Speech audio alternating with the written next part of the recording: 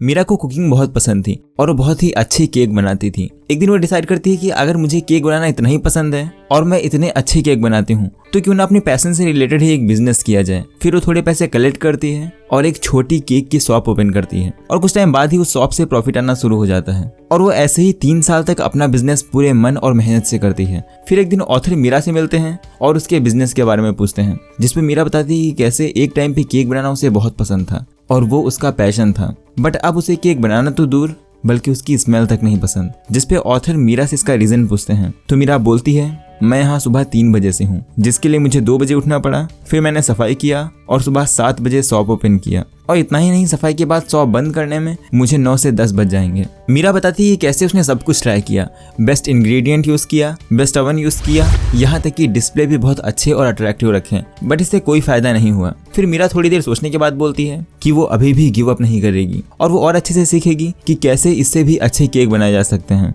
मीरा की सिचुएशन देखने के बाद ऑथर बोलते हैं कि क्यों इतने सारे बिजनेस और लोग फेल होते हैं जो अपने पैशन से बिजनेस या कुछ खुद का करना चाहते हैं। इसे ऑथर बोलते हैं एक एंटरप्रेन्योर की टेक्नीशियन सफरिंग, जहां लोग किसी काम के लिए पैशनेट होते हैं और उससे अपने लिए एक जॉब क्रिएट कर लेते हैं, एक ऐसी जॉब जिससे उन्हें एक दिन भी छुट्टी नहीं मिलती और फिर पूरा दिन जॉब यानी टेक्निकल काम ही करते रहते हैं और कुछ टाइम बाद रिजल्ट्स ना मिलने की वजह से या बोर होकर उसे भी करना बंद कर देते हैं। क्योंकि ज्यादातर लोग इस मिथ पे बिलीव करते हैं कि अगर उन्हें कोई टेक्निकल काम आता है तो उससे पैसे कमा सकते हैं या उससे रिलेटेड कोई बिजनेस क्रिएट कर सकते हैं, जो कि बिल्कुल गलत है। जैसे अगर आप मीरा की तरह बहुत अच्छी कुकिंग करते हैं तो इसका यह मतलब नहीं कि आप उससे रिलेटेड बिजनेस भी क्रिएट कर लेंगे, और अगर आप बहुत अच्छी पेंटिंग करते हैं तो इसका यह मतलब नहीं कि आप इसी स्किल के साथ एक अच्छे फ्रीलांसर भी बन जाएंगे। हाँ, अगर आपको जॉब करना है तो पॉसिबल है कि आप अपने सिर्फ स्किल पे ही काम करके एक अच्छा करियर पा जाएं, अगर आपके कॉलेज की प्लेसमेंट अच्छी है तो। बट किसी बिजनेस में सक्सेसफुल होने के लिए 3 लोगों का या 1% में 3 क्वालिटी का होना जरूरी है, जो कि है एंटरप्रेन्योर, मैनेजर और टेक्नीशियन। एक एंटरप्रेन्योर वो होता है जो कंपनी को विजन देता है कि एग्जैक्टली कंपनी को कहाँ ले जाना है। एक मैनेजर कस्टमर और एम्प्लॉय को मैनेज करता है, प्लानिंग करता है और बिजनेस को ऑर्डर में रखता है। एक मैनेजर का फोकस पास्ट पे होता है कि किन चीजों और टेक्निक की वजह से पास्ट में अच्छे रिजल्ट्स मिले और कैसे उन्हें आगे भी अप्लाई किया जा सकता है। और एक टेक्नीशियन वो पर्सन या क्वालिटी होता है जो मेन काम करता है। जैसे मीरा के केस में केक बनाना एक टेक्नीशियन का काम था। ज्यादातर लोग जब भी बिजनेस स्टार्ट करते हैं तो सिर्फ टेक्निकल काम पे फोकस करते हैं। जैसे मीरा के फेल होने का रीजन था कि उसका फोकस बिजनेस के सिर्फ टेक्निकल काम पे था, और इस माइंडसेट से लोग जब फेल होते हैं तो वो टेक्निकल काम और मेहनत से करते हैं, जिससे कोई भी फायदा नहीं होता। ये तो ऐसा ही है कि डोमिनोज बेस्ट सिस्टम और फ्रेंचाइज मॉडल बनाने की जगह बेस्ट पिज्जा बनाने पे फोकस करता। लोग फेल होते हैं कि वो 70% टेक्नीशियन, 20% मैनेजर और सिर्फ 10% एंटरप्रेन्योर होते हैं। बट अगर आपको सक्सेसफुल होना है तो आप में सारी क्वालिटी 33% होना जरूरी है।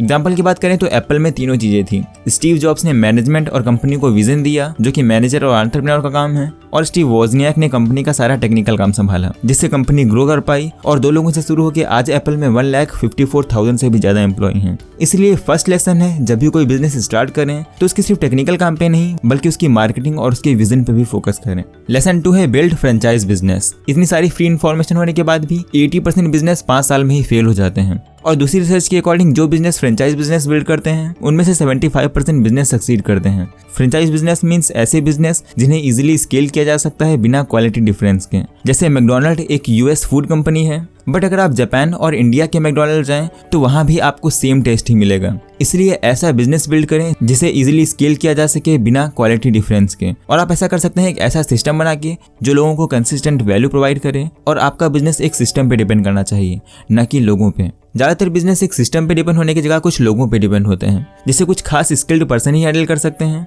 इसलिए ऐसे बिजनेस को स्केल करना बहुत ही मुश्किल हो जाता है। इसलिए ऐसे सिस्टम बनाएं जो लो स्किल्ड पर्सन भी हैंडल कर सकें। जैसे मैकडॉनल्ड अगर दुनिया के बेस्ट और टेस्टी बर्गर बनाने पे फोकस करता है तो उसे बहुत ही हाई स्किल्ड पर्सन पे डिपेंड होना पड़ता है। इसलिए वो सबसे टेस्टी बर्गर बनाने की जगह उन्होंने एक ऐसा सिस्टम बनाया है जिसे इजीली कोई भी हैंडल कर सकता है। नेक्स्ट लेसन है work on business not in business. Business को एक अच्छे लेवल पे ले जाने के लिए बहुत जरूरी है कि आप बिजनेस को एक प्रोडक्ट की तरह देखें और बिजनेस में काम करने की जगह बिजनेस पे काम करें। जैसे मार्क जुकरबर्ग ने बचपन में ही कोडिंग स्टार्ट कर दी थी, बट अगर वो फेसबुक क्रिएट करने के बाद भी कोडिंग ही करते रहते क्योंकि उन्हें कोडिंग पसंद थी तो कभी फेसबुक इतना सक्सेसफुल नहीं हो पाता। इसलिए उन्होंने टेक्निकल वर्क के लिए दूसरों को हायर किया और खुद फेसबुक में काम करने की जगह फेसबुक पर काम किया। इसलिए आप अपने बिजनेस का टेक्निकल वर्क करने की जगह पे बिजनेस को एक प्रोडक्ट की तरह देखें और बिजनेस पर काम करें कि कैसे आप अपने बिजनेस को अच्छा करके उसे और अच्छे लेवल पे ले जा सकते हैं, जिससे आप फ्रीडम अचीव कर पाएंगे एक ऐसा बिजनेस क्रिएट करके जो आप पे डिपेंड ना हो। तो ये सारी बातें मैंने आपको बताई द मिथ रिविजिटेड इस बुक से। अगर आपको ये बुक बाय करनी है तो आप इसे डिस्क्रिप्शन से बाय कर सकते हैं और आप ऑडिबल की फ्री ट्रायल से इसकी फ्री ऑडियो बुक भी ले सकते हैं। दोनों का लिंक आपको डिस्क्रिप्शन में मिल जाएगा। तो आज के लिए बस इतना ही। Thanks for watching.